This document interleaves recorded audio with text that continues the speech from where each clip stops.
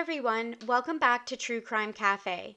Today I'm going to be sharing with you the unsolved murder of Jackie English from London, Ontario, who disappeared on October 4th, 1969 and was found murdered 5 days later. Jackie was actually the eighth homicide of a young person in London within, I believe, a 2-year period. But I wanted to talk about Jackie's case first because it's one that honestly had me up at night sometimes trying to get a grasp on all the information. And every time I thought I had a grasp on it, there would be a new twist in the case that would just take me down a completely different rabbit hole. I don't think I've ever been more invested in wanting to see a case solved than I have in this one. And not just Jackie's case, but the string of unsolved murders that occurred in London around the same time period that some speculate are connected. The amount of information in this case is absolutely overwhelming. So grab some caffeine because we have a lot of ground to cover. The English family originally lived at 55 Euclid in London, Ontario. Jackie's mom, Doris, was a single mom. She had left the children's father, Walter, when the kids were quite young. They didn't really see much of their father after this. He was a traveling salesman and mostly stayed in hotels, but he would occasionally drop in on the English home. Jackie had an older sister, Anne English, and she had a younger brother, Fred English. They also at some point had a collie named Rags. Sometime in 1968, the English family moved from their home on Euclid Avenue and moved to 133 Elmwood. Less than a year after this, they moved again to 129 Kent Street, into apartment number 5. Jackie was 15 years old at the time of her disappearance. Jackie was bright. She liked colors like purple, orange, and yellow. She was non-confrontational, but strong as well. She was the type of person who was firm when she made up her mind about something. Her mother, Doris, describes her as sweet, very considerate, very selfless, that she loved people without reservations. She never complained. Jackie was also a hard worker. She started waitressing at a restaurant called the Latin Quarter around April 17th, 1969. She also later got a job at the Metropolitan. It was at her job at the Latin Quarter that Jackie met a 19-year-old chef named David Papel. And in the summer of 1969, they would start dating.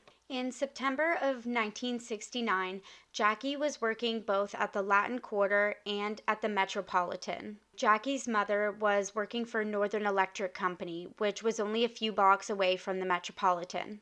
Jackie's shift at the Metropolitan would end around 10 o'clock p.m. and her mother's shift would end around 11. So typically Jackie would walk to the Northern Electric Company after her shift to meet her mother so she could grab a ride home. She would typically just wait in Stanley Clark's office, who was a security guard for the Northern Electric Company. On Saturday, October 4th, Jackie got up and she had breakfast and got dressed, like any other day. She put on a dress with a black and white checkered skirt and brown penny loafers. She went over to her boyfriend David's house around noon that day to hang out. Around 2 p.m., Jackie and David hop on a bus and head towards Victoria Hospital. Jackie's mother had recently had a surgery and she wanted to go and see her. After visiting her mother at the hospital, Jackie and David walked around the Richmond area before heading back to David's apartment. David had to work his shift at the Latin Quarter at 4:30 p.m. that evening, and Jackie also had to work at the Metropolitan that night. But she promised David she would be awake and asked him if he could come and see her after his shift at the Latin Quarter. Jackie said goodbye to David before he left for his shift, and she herself headed back home. Linda Hurst, who was a coworker of Jackie's, said that Jackie didn't seem herself that night. She wasn't her normally bubbly self, and she wasn't talking and smiling to customers the way that she usually would. Teresa Daniels, who was, I believe, another coworker of Jackie's at the Metropolitan, told police that Jackie seemed jittery that day. Doris English also recalled to police that in the weeks before Jackie's disappearance, she didn't seem herself. Something seemed to have been bothering her, and that she seemed terrified to go to work. She specifically recalled back to October 4th when Jackie visited her in the hospital. Jackie didn't want to go to work that day, and that was something that was very much unlike her. Nevertheless, Jackie did go to work that night. The Metropolitan closed at 10 p.m., in which the staff would clear the dining room and clean up for the night. The Metropolitan was located what was at that time kind of the outskirts of London, at the edge of the city. Normally, Jackie would catch a ride with her mom, but with her mom being in the hospital because of the recent surgery, she would have to cross the overpass on Wellington to get to the bus stop at the other side. There were a few witnesses who saw Jackie leave the Metropolitan that night and head towards the overpass on her way to the bus stop. Witnesses saw Jackie leave the Metropolitan wearing her work uniform, which had orange and white stripes down the front. She was carrying the black and white checkered dress that she was seen wearing earlier that day over her arm. She was wearing her gray coat, her brown loafers, and pantyhose. She was also carrying a camel beige purse with a shoulder strap. Alice Cox was another Metropolitan employee, and she gave a statement to police that she was sitting in her sister's car around 10:15 to 10:20 when she saw Jackie leave the Metropolitan. She saw Jackie walk across the parking lot and head towards the overpass on Wellington Road. Another Metropolitan employee, Teresa Daniels, also saw Jackie leave the Metropolitan around 10:15. Teresa Daniels told police that they were one of the last cars to leave the parking lot and that they didn't see anyone walking around the parking lot and they didn't see any cars stopped at the overpass. On October 9th, 1969, 5 days after Jackie disappeared, two men were out duck hunting.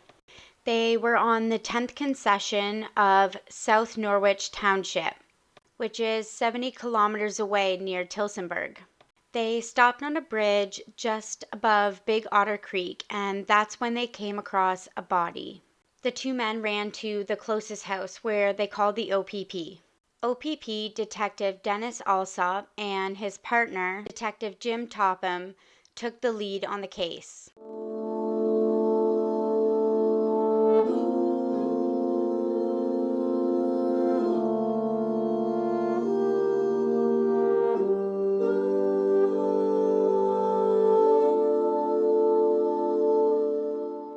There was no blood found around the body, and there was also no blood found around the creek.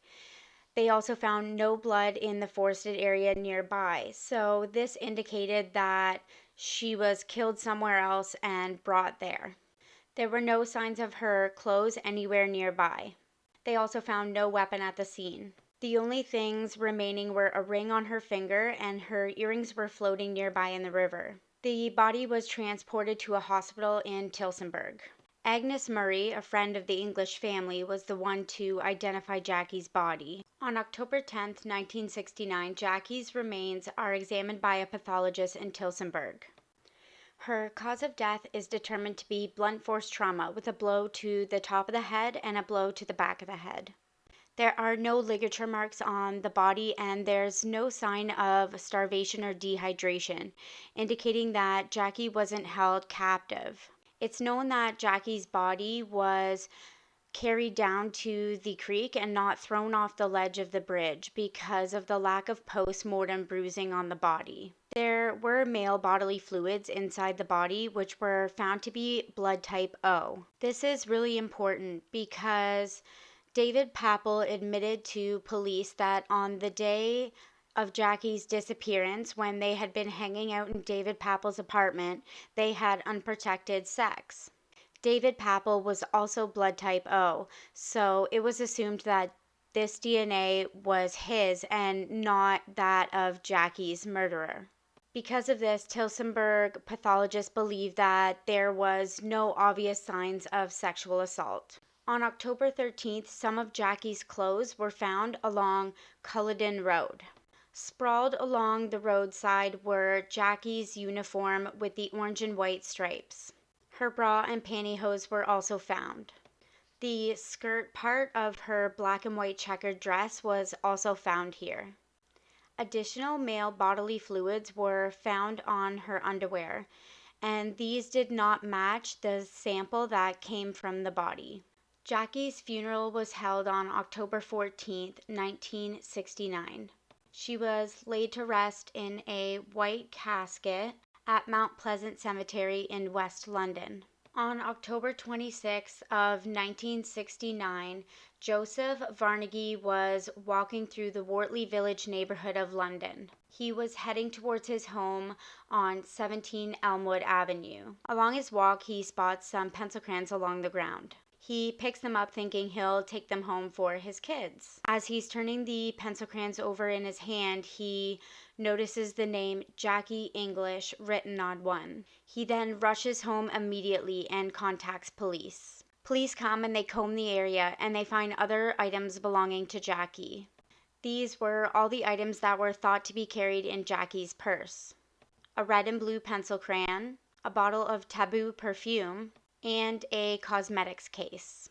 But there was no sign of Jackie's purse or any other remaining items that haven't been found. Something to keep in mind here were that these items were found not too far from the residence on Elmwood that Jackie and her family lived in less than a year prior.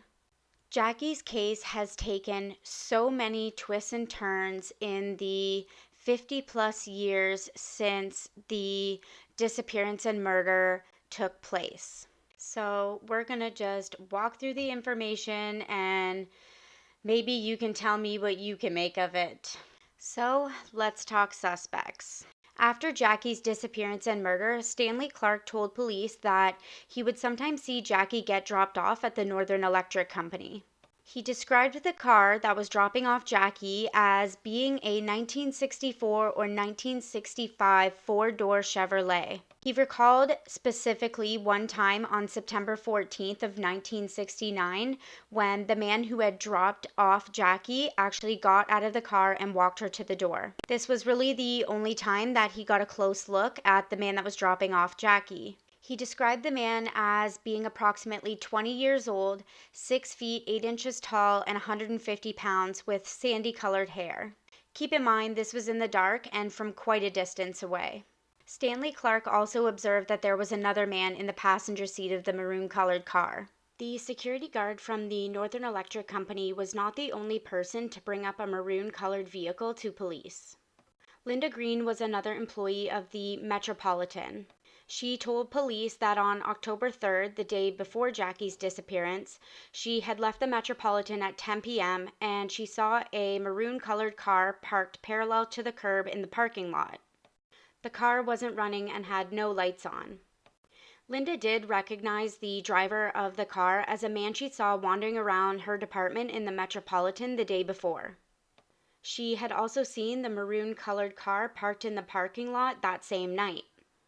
Ruby Johnson, who was getting a ride with Linda on the night of October 3rd, also confirms this story. They described the driver to police as having dark eyebrows and a clean-shaven face. He had an average height and build.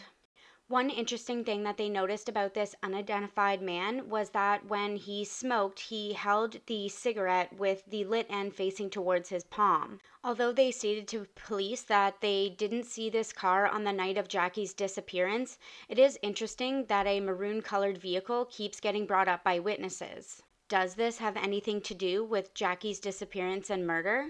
An employee of the Busy Bee was heading towards the gas bar on Wellington when he spotted Jackie. Jackie was walking kitty-corner to him through the parking lot. He was walking a little bit ahead of Jackie, but by the time they reached the overpass, Jackie was about 150 meters to his side.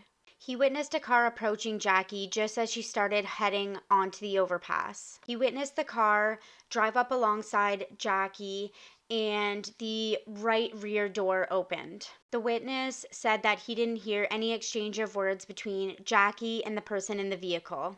He also said that the car wasn't really stopped long enough for a conversation to take place. The car had been stopped for less than half a minute. The witness described the car as being dark in color, dark blue or possibly black. The car had one small taillight on each side, square in shape. One witness comes forward who was driving south on Wellington. He was coming across the Wellington Road overpass around 10:25 p.m. He noticed a car pulled off to the side facing north. He witnessed a male between the ages of 18 and 22 with dark hair sitting behind the driver's seat. He witnessed a second male sitting in the front middle seat, about the same age as the driver.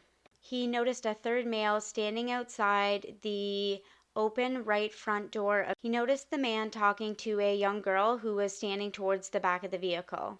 She had dark hair and a light colored coat on. He described that she was about a head taller than the car, and the male was about a head taller than she was. Falcon as he's driving past, he looks through his rearview mirror and he sees the man step towards the girl and the girl take a step back. He told police that the car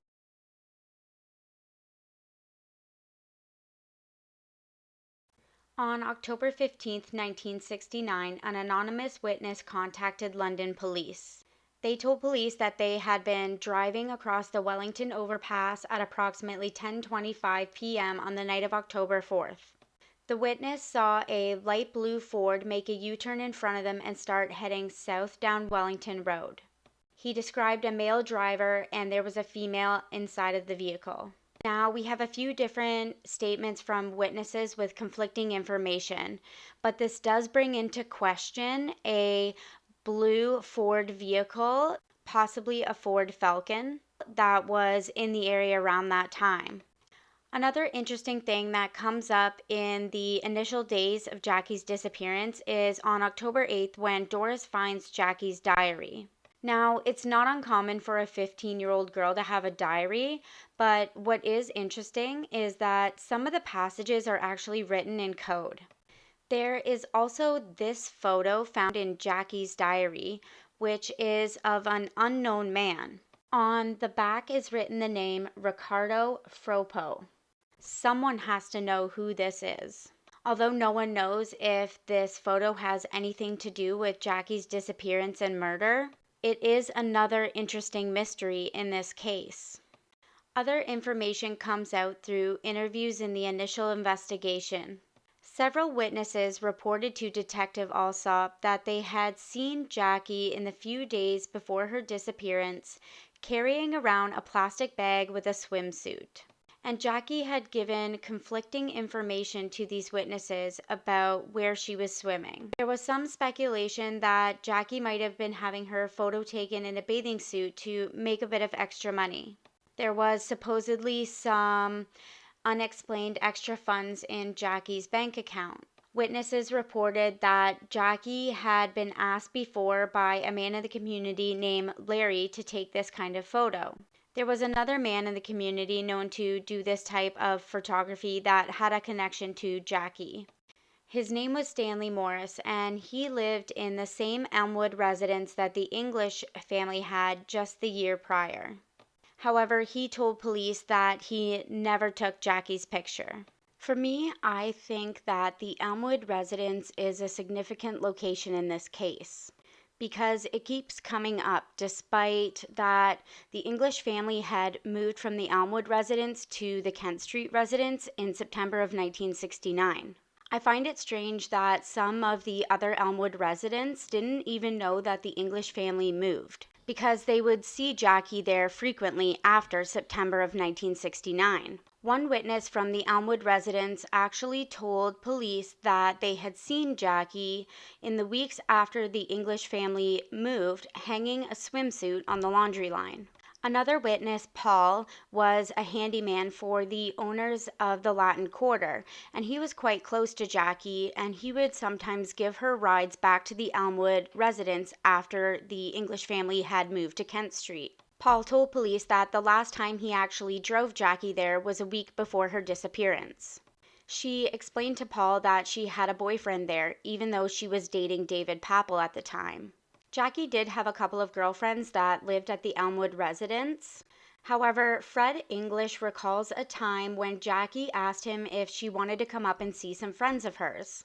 Fred remembers seeing two men, and one of the men he describes as having a physical impairment, but he couldn't remember exactly what made him think this.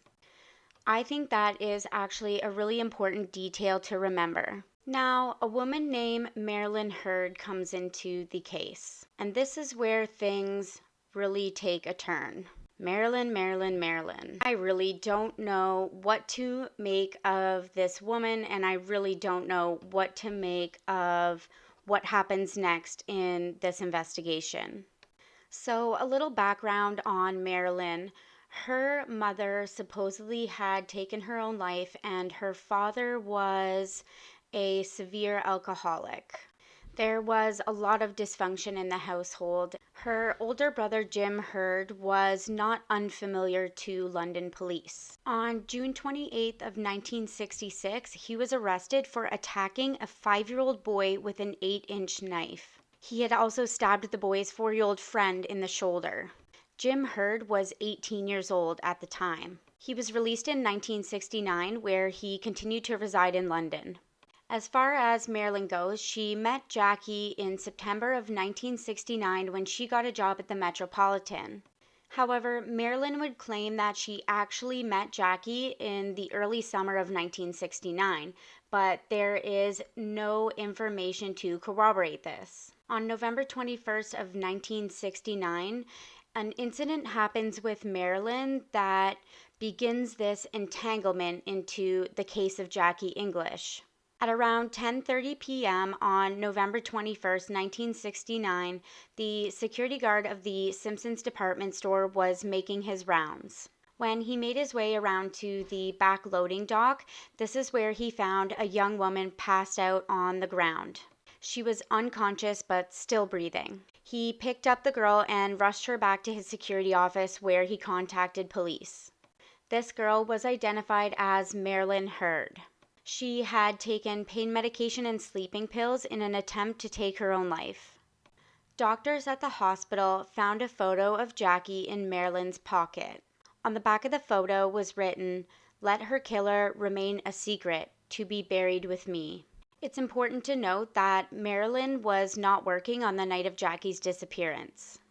One detail that jumps out at me about Marilyn is that in reports to media after Jackie's disappearance, she would claim to be Jackie's best friend. However, she had only met Jackie the month prior. And it's well known that Vicky Lavosarich was Jackie's best friend. Vicky had been Jackie's best friend since childhood and lived down the street from them when they were on Euclid Ave. Marilyn has been interviewed by police multiple times over the years, and every time she's been interviewed, her story changes slightly. Each interview, she would come up with new information. But when asked about specific details about Jackie and her disappearance, she would not talk in detail about what happened or any information that she might know. She would seem to kind of evade any questions directly related to Jackie's disappearance and murder. Now, during the investigation into Jackie's murder, the London Free Press had something called the Hidden Witness Program. And this is where members of the community could write in anonymously tips that they had in regards to the Jackie English disappearance and murder. A month before Marilyn had attempted to take her life, she actually wrote into the Hidden Witness Program. It was known to be Marilyn because the handwritten note matched that of statements that Marilyn wrote to police. The letter to the Hidden Witness Program claimed that Jackie was worried about going to work that Saturday. This was because Jackie had been talking to a man on the day before her disappearance who said that he was going to meet her after work that Saturday. The letter claimed that Jackie made her promise not to tell anyone. The letter also stated that this would be the only time they would reveal a secret that they promised to keep to Jackie. Marilyn has told many stories over the years in regards to Jackie, never answering anything directly about Jackie's disappearance or murder, but she had a lot of stories to tell about the time before Jackie disappeared. As I mentioned before, Marilyn wasn't working on the night of Jackie's disappearance. So, what was her alibi? Marilyn claims to have gone to a sleepover after attending a Sadie Hawkins dance at one of the high schools. For a long time, it wasn't confirmed that Marilyn was ever at a sleepover or that a sleepover even occurred. But Marilyn still maintained this as her alibi for over 50 years. It wasn't until Vanessa Brown was working on her novel, The Forest City Killer, when the supposed host of the sleepover came forward for an interview. And this is why it is so important to keep revisiting these cases, because at any time somebody could remember something and new information can come to light. The host of the sleepover goes by the pseudonym Janet. And Janet says that the sleepover was actually a birthday party. A group of friends from the school band were getting together for a birthday party, and in this school band was Marilyn Hurd. Although none of the girls from the band were particularly close to Marilyn, she was still invited to this birthday party. Janet claims that there was no school dance that night, and she also remembers that the birthday party was on Friday, not Saturday. She remembers this because one of the girls was washing her ballet uniform for her class the next morning. This is an important detail because in 1969, no ballet classes took place in London on a Sunday morning.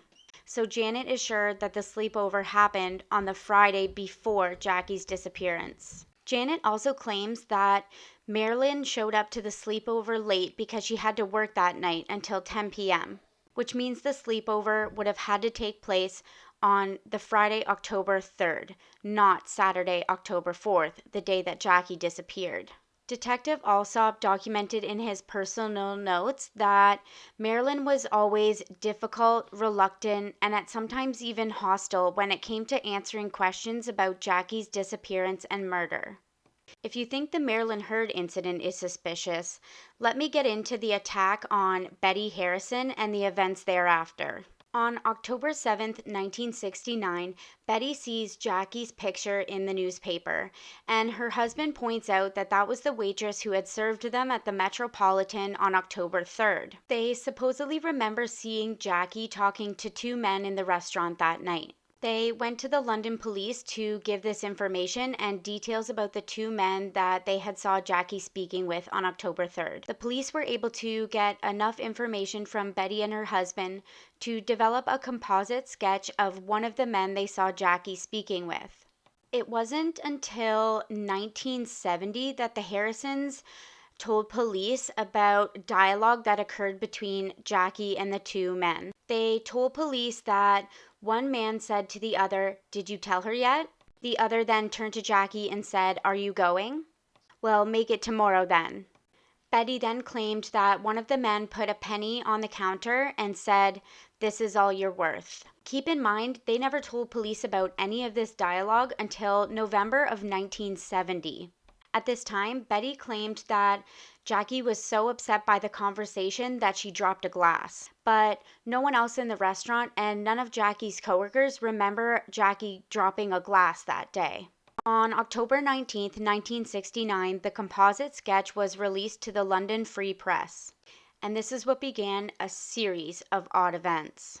On November 14, 1969, Betty answers the phone to a man speaking in a high-pitched voice. The man asked if she was the lady who had gone to the police, and Betty answers no. The man continues to insist on speaking to the woman who went to the police. When Betty didn't respond, the man said, "You better cool it and not go again." The man finished with, "We're watching you." Betty was obviously freaked out by this, and she contacted Detective Alsop right away. He drove to Elgin Street, where the Harrisons lived, and kept watch on the house. That's when Betty received another call at 6:45 a.m. The man said, "I told you not to go to the police. You've been to the police. I saw you had the police over last night. Just what we told you not to do." The man continued threatening her, and then he hung up. On December 7th, 1969, around midnight, the Harrisons started getting loud bangs on their door. Mr. Harrison calls the police, and as he does this, Betty sees a car leaving their driveway. She described to police a blue Ford with round taillights. Here we are with a blue Ford again. The loud bangs occur again at 4 a.m. Betty's husband goes to the door and sees no one there, but he does see a car driving past. He was able to describe to police as it being a Ford Falcon or a Ford Fairlane. Now, this is the first time we hear about a Ford Fairlane, but I think it's also important to remember. A few days later, on December 11th, Betty receives a card in the mail. On the front of the card says, "In deepest sympathy." When she opened it up, there was a red ink stamp that said "past due." There was also writing stating, "We'll be watching you." I think Betty was so freaked out that this time she just didn't call police. She left her home and decided to go shopping. When she was finished shopping, she started heading home around 6 p.m. She was taking the back roads heading east. She stopped alongside the intersection of Green Valley Road and Hewberry. She was letting her dog out for a run and she reached across to the passenger door to let the dog out. Before she got out of the car herself, a man suddenly jumped into the passenger seat. Betty just reacted and hit the gas and started swerving onto Hewberry Road. There had been a can of candy sitting in the passenger seat and the man was continuously hitting Betty with it. The car hit a snowbank at some point, and this is when the man got out an 8-inch knife. I feel like this is the second time we're talking about an 8-inch knife in this case. Remember that Marilyn Hurd's brother attacked a 5-year-old boy and his 4-year-old friend with an 8-inch knife. The man started slicing Betty's face with the knife, and he continued to attack her in this way for some time. He then got out of the car and went over to the driver's side and pulled the door open. He started driving the car south on Hewberry, away from London. Periodically, he would stop the car as he was driving to continue his attack on Betty. At one point, he stopped and kissed her cheek and said, "I like this sort of thing." Eventually, he turned the car around and started heading north on Hewberry. He stopped on the side of the road by a farm, and this is where the attack on Betty continued outside of the car. Suddenly, Betty's dog ran up to the attacker and was biting him in the leg. So it is assumed that Betty's attacker had some sort of injury on his leg after this. Another vehicle driven by a second man pulled up and the attacker began trying to get Betty inside of this car. But with the dog attacking his leg, he simply got into that car and the two men drove off. Betty described the car to police as a dark Ford Falcon. Again, we have a Ford Falcon being brought up in this case. She described the man that attacked her as being 29 to 30 years old. He was about 175 pounds. She said that he had dark hair and was wearing a dark leather jacket. She also described that the man had either a missing tooth or a dark tooth. She also described the man's body type as being slim. She stated that the attacker had worn brown gloves, and that explains why there was no fingerprints of the attackers left at the scene. Was this attack on Betty because of the composite sketch that was released to the public, and that the Harrisons had given information to police about the men who were talking to Jackie the day before she disappeared? There are so many people that are connected in such strange ways in this part of the case that I had to make a murder board for you. And I'm going to be bringing all of this to you on Thursday in part 2 of Justice for Jackie. We are going to be diving more into the attack on Betty Harrison and all these strange connections surrounding her and a man named Glenn Fryer. We'll talk about what this has to do with Jackie's case and what else has happened in the 50+ years since.